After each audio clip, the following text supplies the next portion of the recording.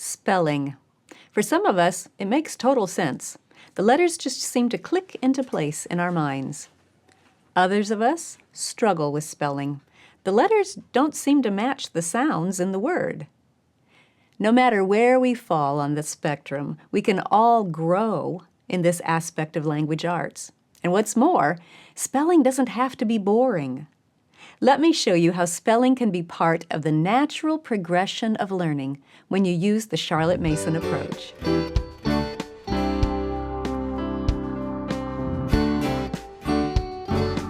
Welcome to the Simply Charlotte Mason podcast. I'm Sonia Schaefer. We've been discussing the natural progression of language arts that is intrinsic in a Charlotte Mason approach to education. The methods support how a child naturally learns and develops. We've already talked about the role of good books and recitation, and we've covered how to teach reading and handwriting. If you've missed any of those episodes, check the description for links to them, plus a link to the overview that shows how all the pieces fit together. Today, we want to focus on spelling. Once again, I love how Charlotte Mason integrated this skill gradually and gently, without overwhelming a young child who has so much to learn. In fact, we've already talked about spelling in some of those previous episodes. But let's follow that thread all the way through for you.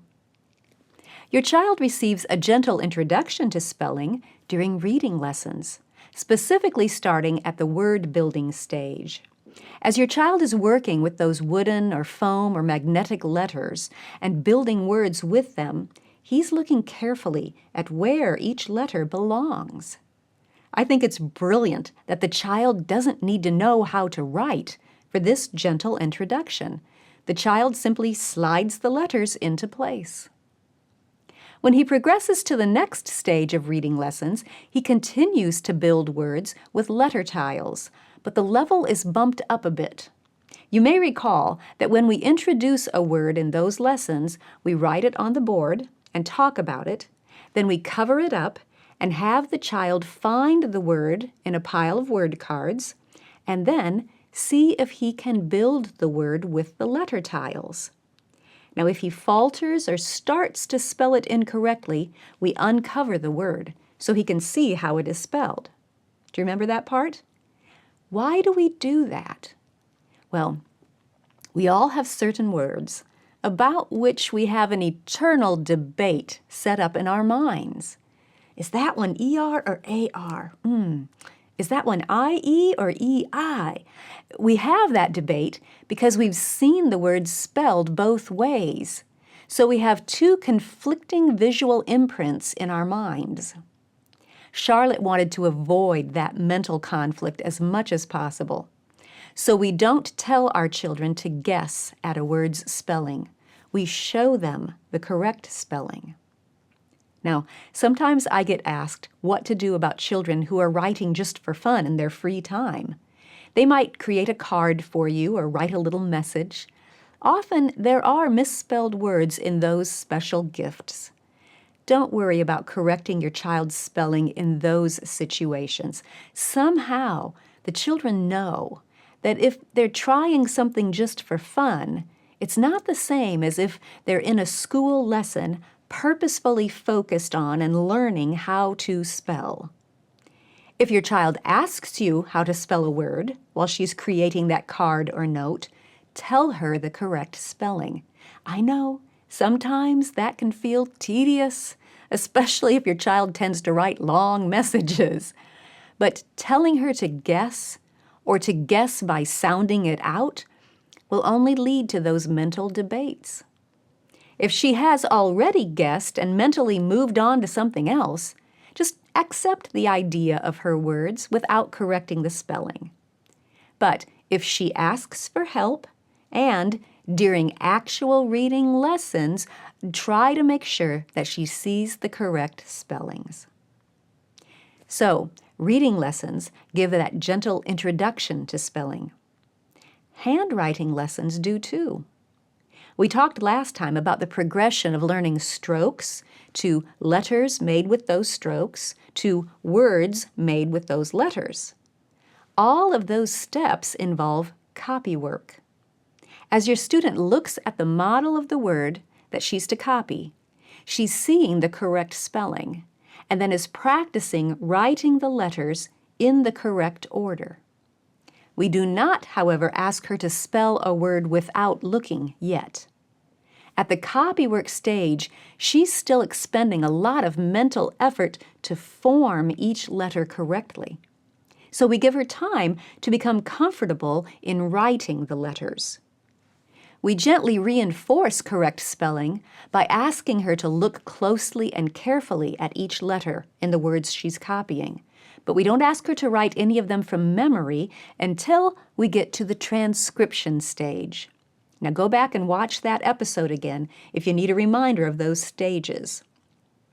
At the transcription stage, you'll recall, the student has naturally progressed from looking at and copying one letter at a time to looking at and writing whole words, 2 or 3 at a time. That means that she's progressed to holding a mental image of a word in her imagination as she writes it. Now we can level up that spelling challenge just a little. Encourage her to look closely and carefully at each word as she transcribes it. Then, when she's finished the transcription of the sentence, ask her to choose 1 or 2 words from the passage to write from memory. Start out by letting her choose the words so she doesn't feel put on the spot. Let her get used to this idea of writing words from memory, using words that she feels comfortable and confident with. After she's chosen her own words for several transcription lessons, then you can level up again by saying, okay, this time you choose a word and then I'll choose a word too. So we've increased that challenge just a bit. And start with a word that you're pretty sure she knows well. This is not the time to throw her in the deep end with the hardest word in the sentence.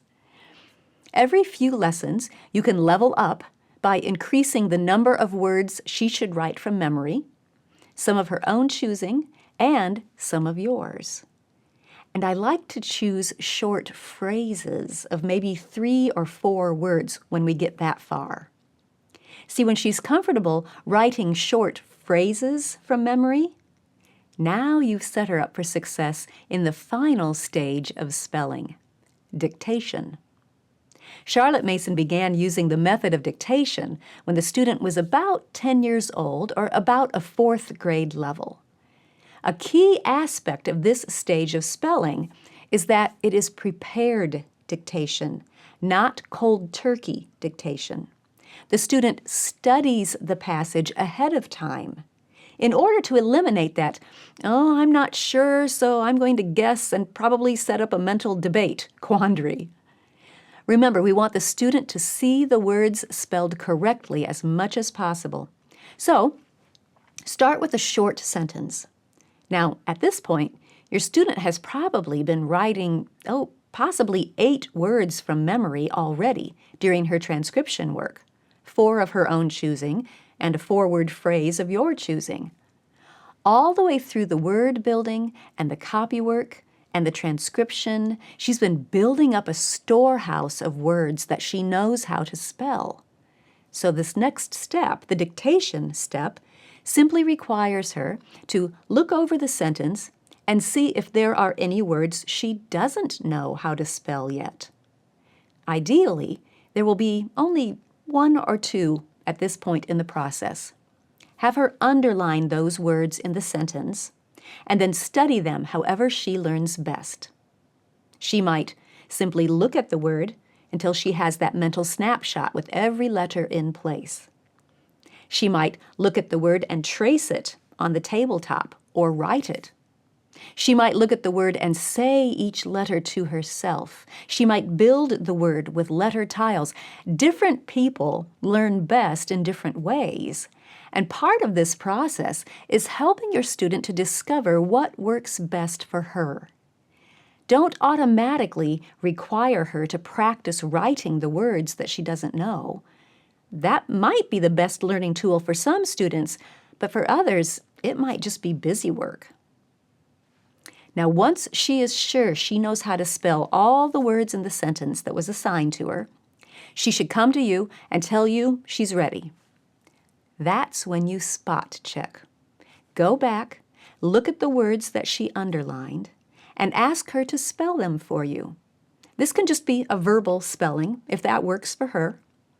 Now, this spot check step is very important because it sets her up for success and spelling the words with confidence. Once you are sure that she knows how to spell the words, then you dictate the sentence, one short phrase at a time, as she writes what you say. In order to encourage a habit of attention, say each phrase only once. So be careful you don't overload your student. Keep the phrases short. But pay attention and feed her the next phrase as she's finishing the final couple of letters of the current phrase. Don't make her sit and wait for you. Watch as she writes.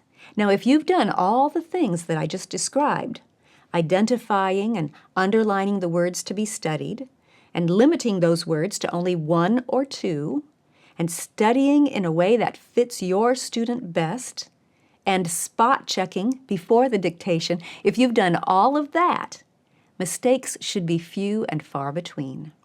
If she does happen to misspell a word, simply cover it with a little sticky note or a piece of correction tape. Then have her go back and study that word again, and when she's ready, she can write it correctly on top of the sticky note. As she grows in the skill of spelling, you can increase the length and the difficulty of the passage that she's studying. But try not to give more than maybe 4 unknown words in a dictation assignment. We have a series called Using Language Well that includes spelling lessons built on these methods. Book 1 walks your student through the transition of choosing words from a transcription. Then, Book 2 begins the prepared dictation lessons. Each lesson gives you 3 spelling options from the passage, so you can select the length and difficulty level that best fits your student.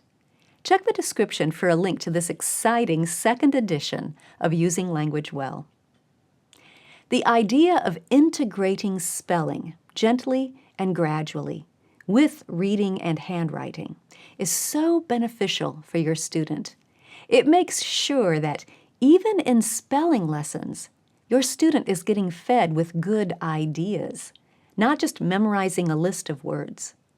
Studying words in context means we're also reinforcing good grammar and sentence structure, as well as proper punctuation and capitalization. And since we are careful to select passages from books that are living, our students' spelling lessons are actually interesting, not intimidating. Everyone can grow in the skill of spelling. And with the Charlotte Mason method, it's easy to respect and acknowledge that growth at each student's personal pace. Check the description for links to the resources that I mentioned. Thanks for joining me. I'll see you next time.